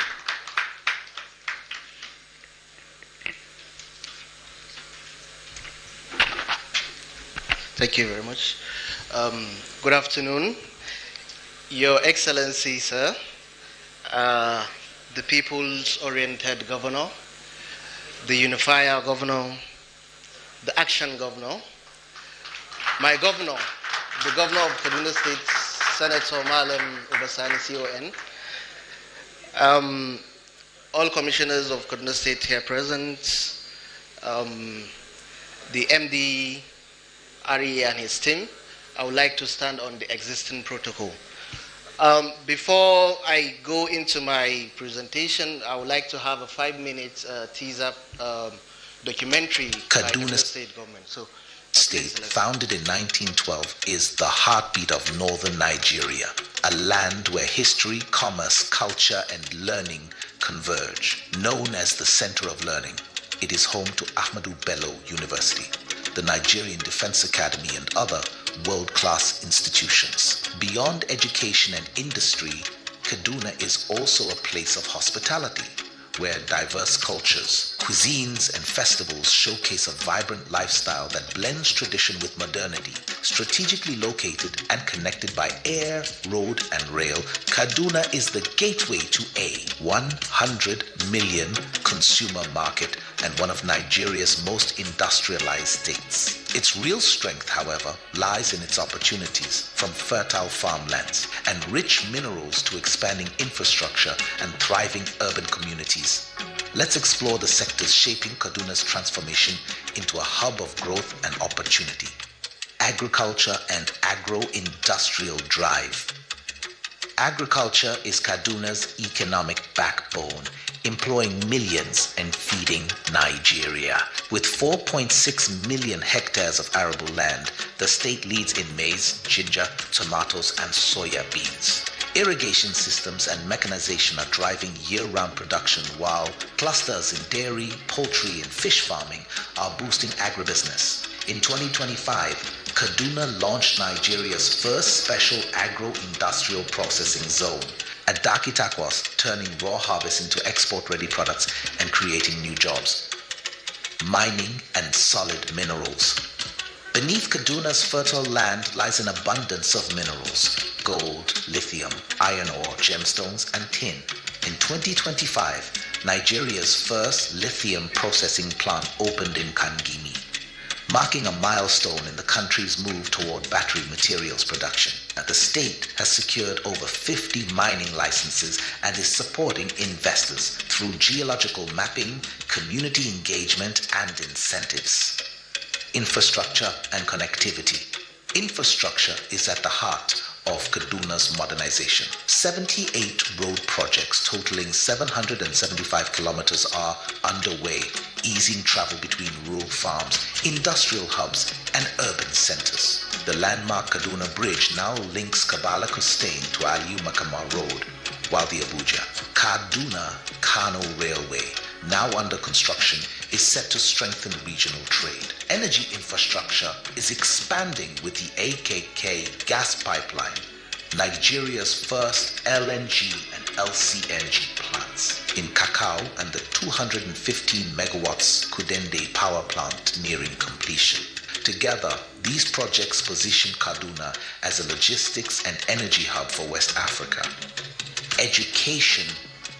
Kaduna's legacy as Nigeria's center of learning is unmatched. Home to Ahmadu Bello University, the Nigerian Defense Academy, Kaduna Polytechnic, Air Force Institute of Technology, and dozens of research institutes, the state draws students from across Africa. Investments in new digital learning centers, STEM hubs, and vocational schools are equipping the next generation with skills for a technology-driven economy. Urban development and housing. Urban renewal is changing Kaduna's skyline.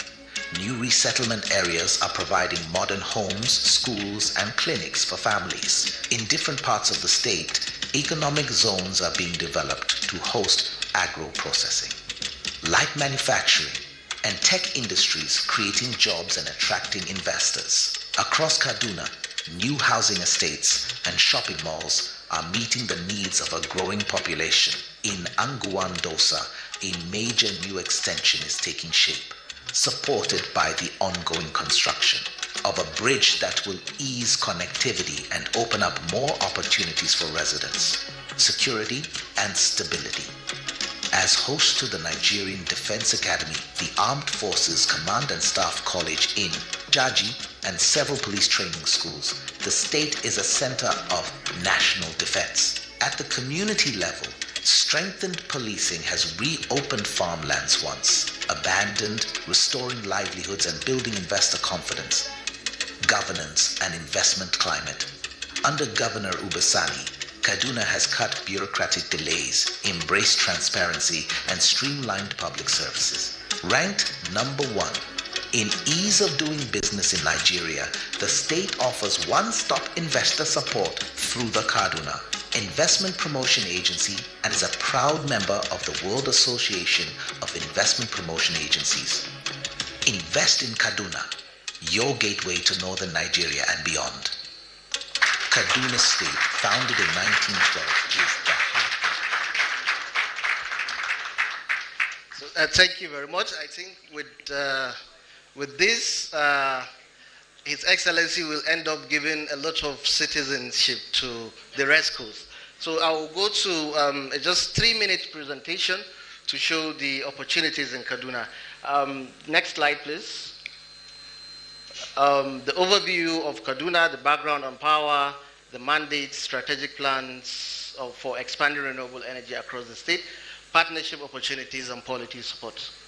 The overview has already been discussed. It's the northern region that shares borders with Katsina, Kano, Plateau, Nasarawa, Niger, Zamfara. And also, we have 23 number local governments which are divided into 3 geopolitical zones.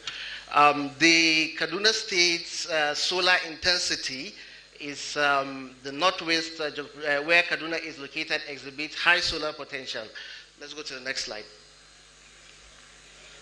The background of power in Kaduna, you can see that averagely, Kaduna State consumes about 100 megawatts of grid supply. At present, there are various captive and embedded generation points across the state from different sources, such as solar, CNG, diesel, etc., which are estimated to be 15.6 megawatts across the state. The peak electricity demand of the state as of 2025 is estimated to be about 1,200 megawatts, which shows us that we have deficit of about 1,084 megawatts. That is why we need the RESCOs to come to Kaduna and fill in this gap. Next slide, please.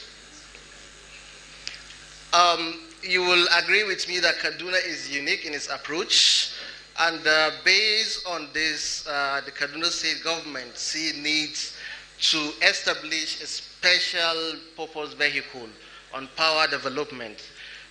In effort to bridge this gap, the power sector, Kaduna State's Power Supply Company, was established to ensure the critical infrastructure reliability. CAPSCO is tasked with ensuring stable and reliable power to key public assets. It's also to drive investment and support, to support off-grid and renewable development, and also we try to do the energy management to ensure that the bills are transparent and reducing inherent debt burden. Next slide, please. This is our mission, vision, and core values at Kaduna State Power Supply Company. Next. Next. Short-term and long-term project pipelines. We have the 84 megawatts that is actually owned by the state government, and the 215 megawatt gas plant also that is owned by federal government, which is 85% completed. We have the hydroelectric exploitation, which is 30 megawatts. Altogether, you can see we still have, it cannot serve up to 50% of our demand. Next slide. Community engagement and social impacts, collaboration with stakeholders and funding agencies. You can see that for sustainable community engagement, active involvement of local communities is essential for the long-term success and sustainability of projects. Awareness campaign is also very important, training and inclusion, key partnership, funding acquisition, technical and policy support. Next slide. Next slide. Partnerships, opportunities and policy supports. The Kaduna State Power Supply Company aims to draw private companies to invest in renewable energy projects for sustainable development, PPP. We leverage collaboration between PPP to speed up energy access and infrastructure improvement. Policy advocacy and renewable energy growth, regulatory frameworks, advocating for supportive regulation is also vital to enable renewable energy growth. Streamlined permitting, federal and state coordination are also part of what we do. Next slide. So on these are the technical opportunities, Kaduna Renewable Energy Assets. Kaduna State offers a rich and diverse portfolio of renewable energy resources, making it a prime hub for decentralized power generation. As you can see, the resources, solar PV, we have an annual installation of average of 5.52 to 7 kilowatt hour meter square per day. It's opportunity scale high, potential for utility scale PV plants, and decentralized mini grid across all our 33 local governments. Small hydros. We have identified potentials at Kangimi reservoirs, ABU Dam, Kubani Dam, Shika Dam, River Galma. All these are moderately high development for multiple small hydro sites for localized industrial or municipal power. Wind, as the other ED has also discussed, you can see the potential for hydro systems, solar wind is specific high velocity corridors.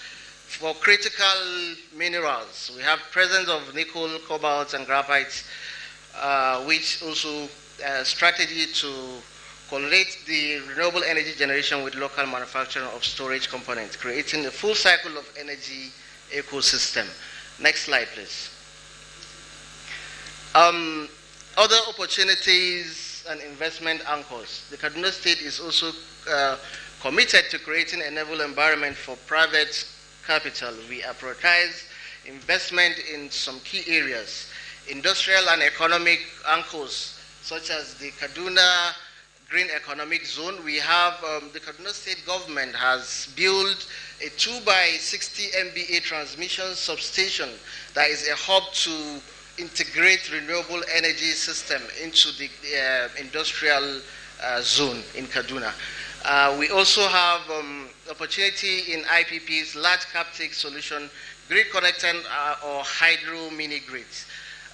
Specialized industry powering state projects like Damau household milk and major water treatment like Malali and Zaria water treatments.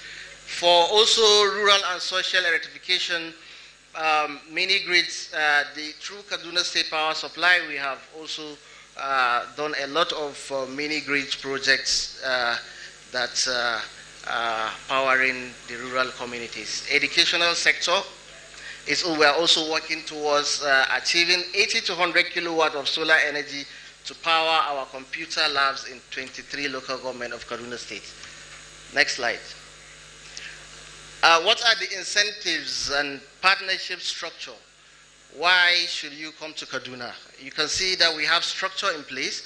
We have the Kaduna, Kaduna Investment Promotion Agency that supports to provide and streamline approvals, land acquisition, supports and guarantees security for the investors. Number two, counterparty risk management. We have the Kaduna State Power Supply Company that acts as a reliable intermediary and off-taker for state facilities, providing comfort to investors.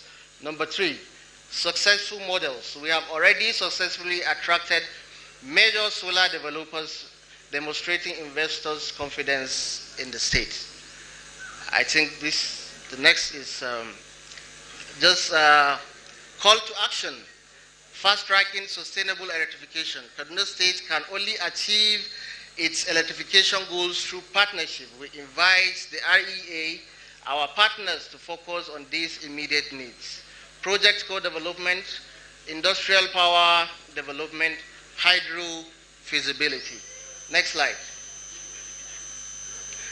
To conclude, commitment to sustainability. Kaduna State Power Supply Company focuses on sustainable and innovative renewable energy to transform the energy landscape.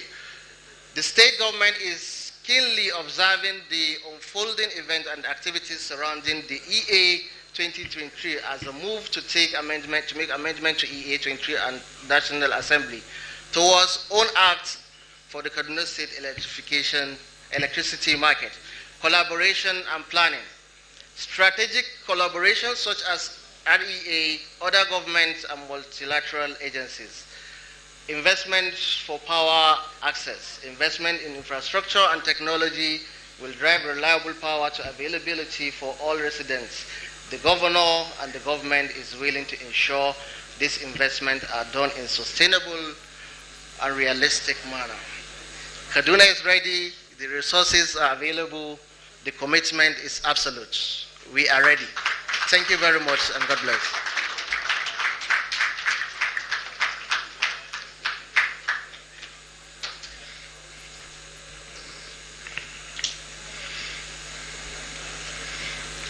Thank you for that presentation, MD.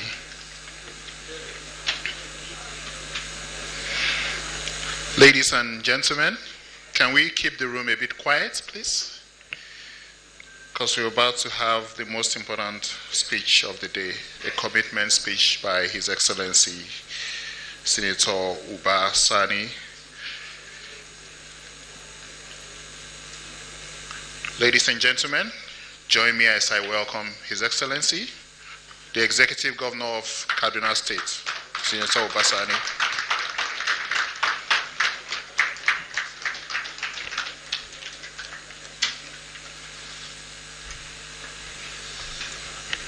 Let's be seated.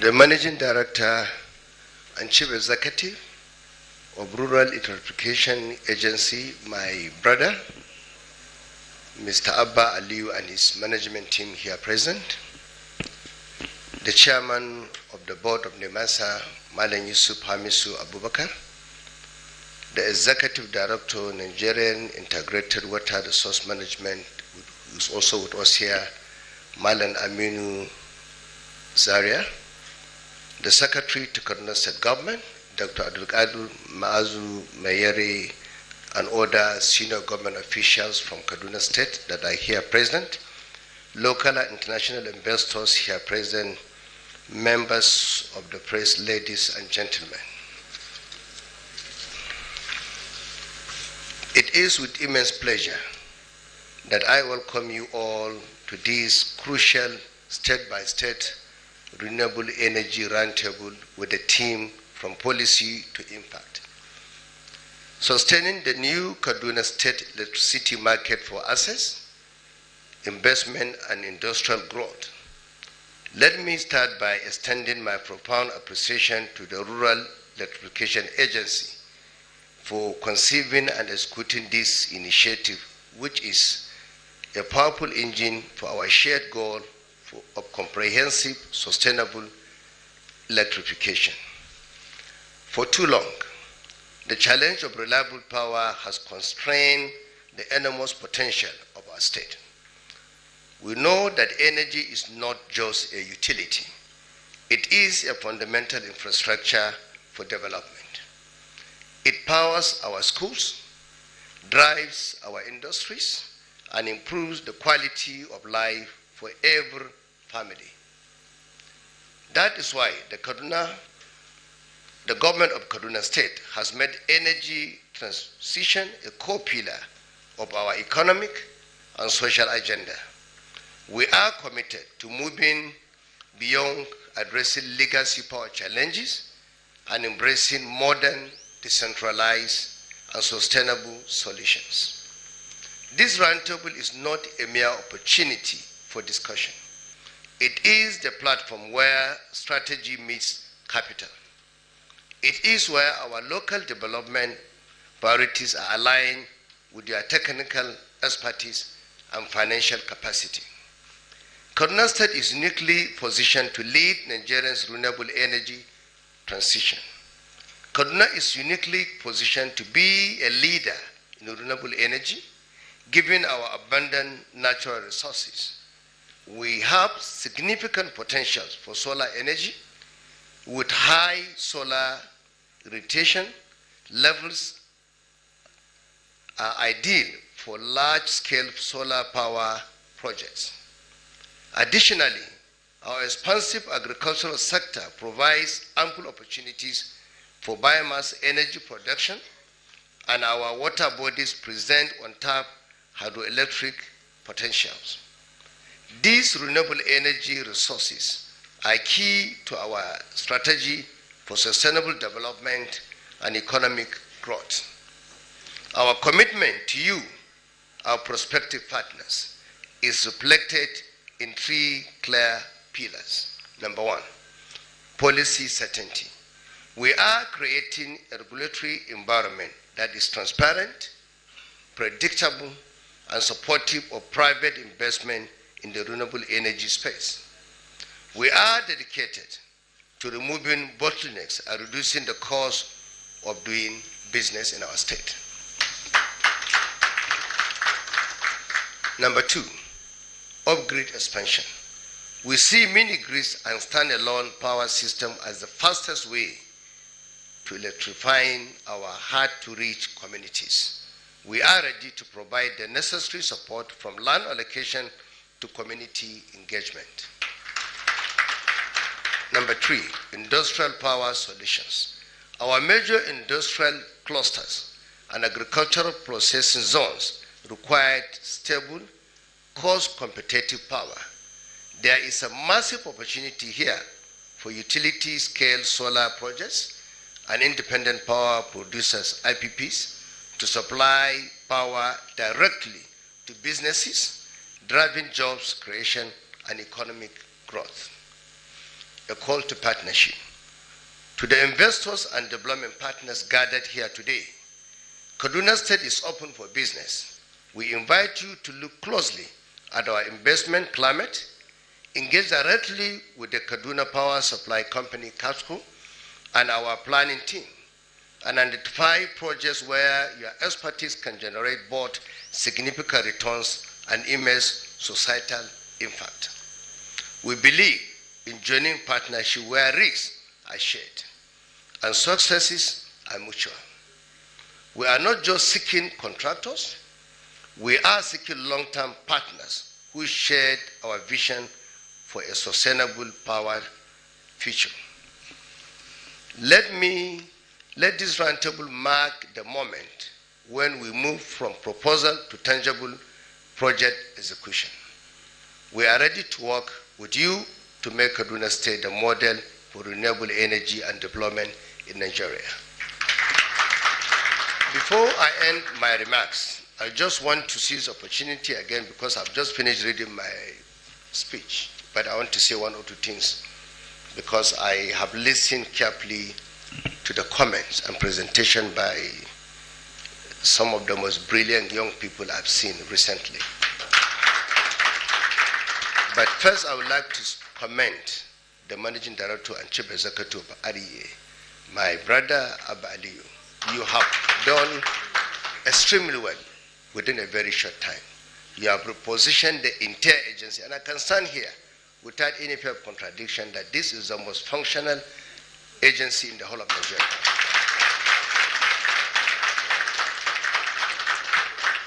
When one of the directors came here, I think it's Engineer Doris.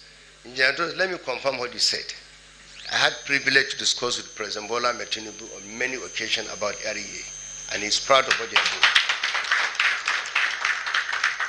I have listened to, and I also want to commend your team, because when I was sitting there, I was asking my brother Abba, why do you get this very competent executive directors?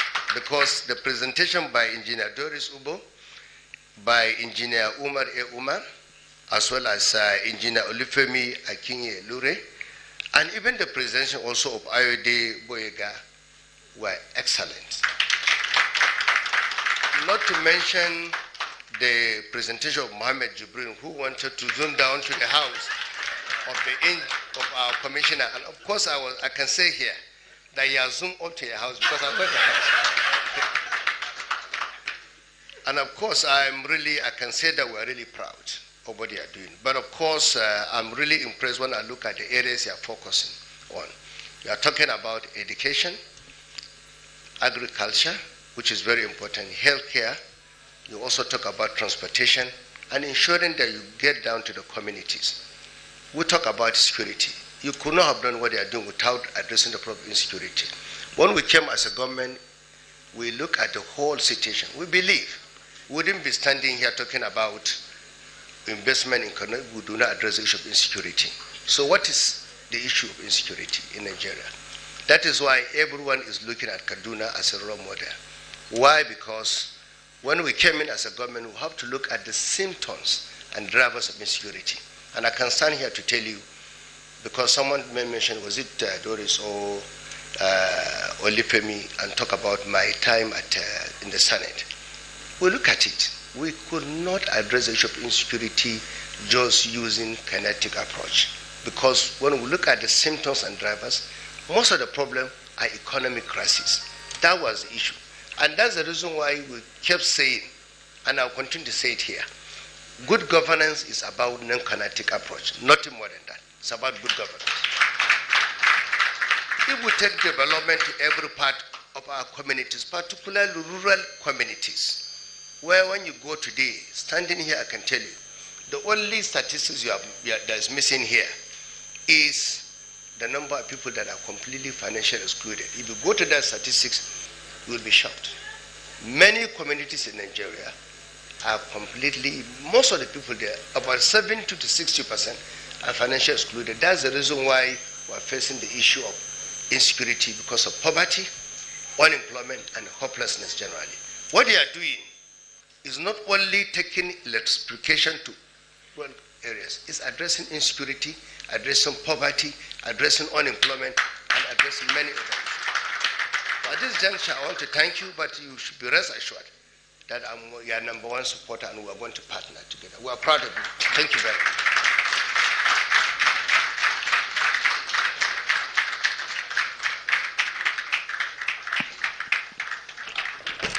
Another round of applause for His Excellency, the Executive Governor of Kaduna State, please.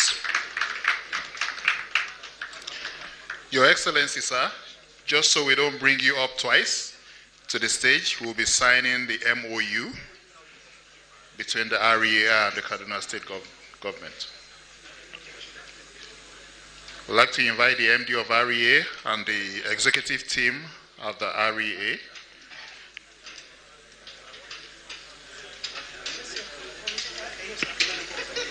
Honorable Commissioner, sir, can you join us on the stage? SSG? Okay. And for the media, this is the opportunity you have for your pictures. Thank you.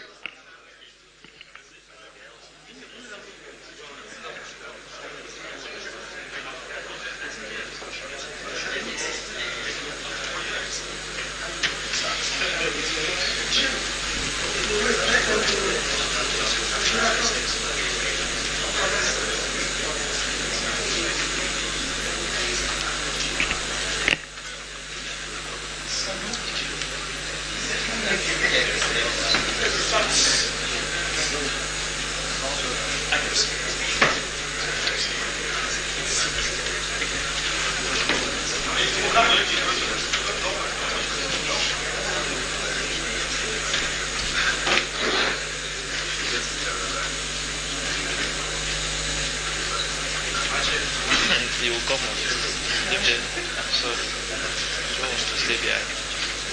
Sorry, we don't want to stay behind.